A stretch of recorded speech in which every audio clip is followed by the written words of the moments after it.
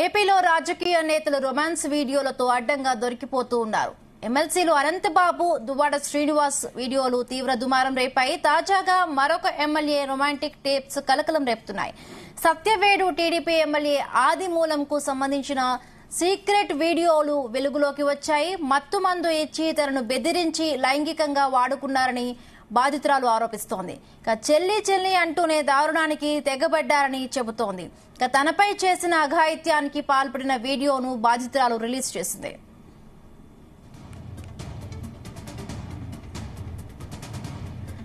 MLA అత్యాచారం ఆరోపణలపై తీవ్ర విమర్శలు వస్తూ ఉన్నాయి. ప్రజాప్రతినిధి అయి ఉండి ఇలాంటి నీచమైన పనులు చేయడం దారుణమని వాపోతున్నారు. ఈ ఘటనపై లోతైన విచారణ చేయాలని డిమాండ్ చేస్తున్నారు. 2019లో వైసీపీ నుండి ఎమ్మెల్యేగా గెలిచిన కోనేటి ఆదిమూలం గత అసెంబ్లీ ఎన్నికల ముందు వైసీపీకి రాజీనామా చేసి టీడీపీలో చేరారు. సత్యవేడు నుండి టీడీపీ ఎమ్మెల్యేగా గెలిచారు.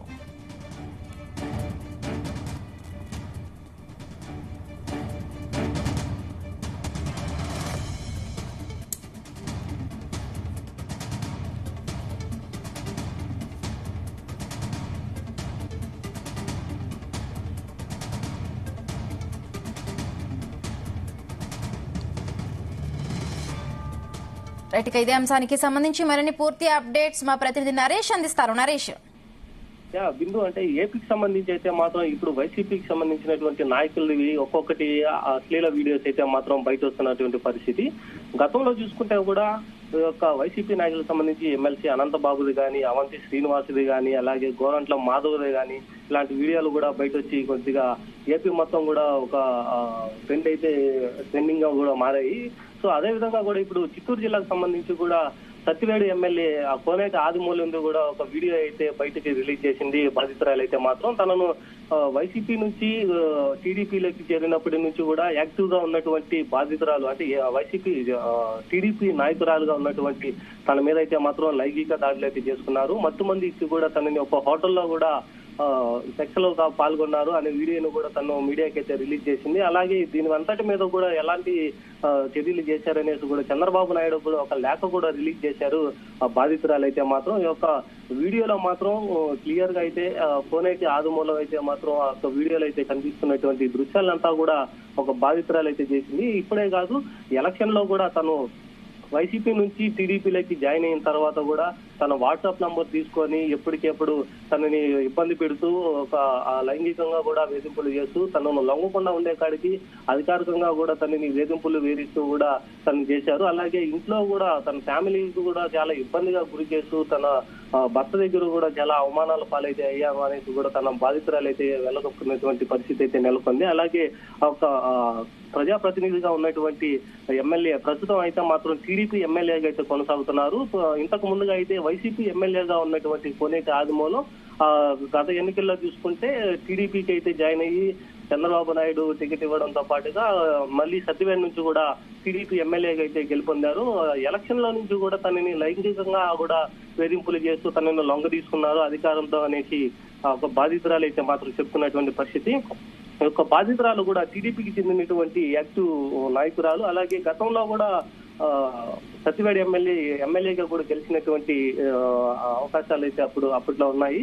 సో ఆవిడ మీద కూడా ఇలాంటి లైంగిక దాడులు అయితే చేపట్టినటువంటి ప్రస్తుత ఎమ్మెల్యే కోనేటి ఆదిమూలం వీడియోలు అయితే మాత్రం ఇప్పుడు చర్చనీయాంశంగా మారింది. ఒక ప్రజాప్రతినిధిగా ఉంటూ కూడా అందరినీ ఇలా చేస్తున్నారు అనేసి. కాకపోతే ఒక బాధిత మహిళ అయితే మాత్రం నేను ఒక్కటే కాదు, నాలాంటి బాధితురాలు చాలా మంది ఉన్నారు, కోనేటి ఆదిమూలం ఒక్కరినే కాదు చాలా మందిని అయితే మాత్రం లైంగికంగా వేధింపులు వేధిస్తూ తనని లోపరుచుకున్నటువంటి చాలా అయితే ఉన్నాయి. కాకపోతే వాళ్ళు బయటపడలేదు అనేసి మాత్రం చెప్తున్నటువంటిది ఉంది.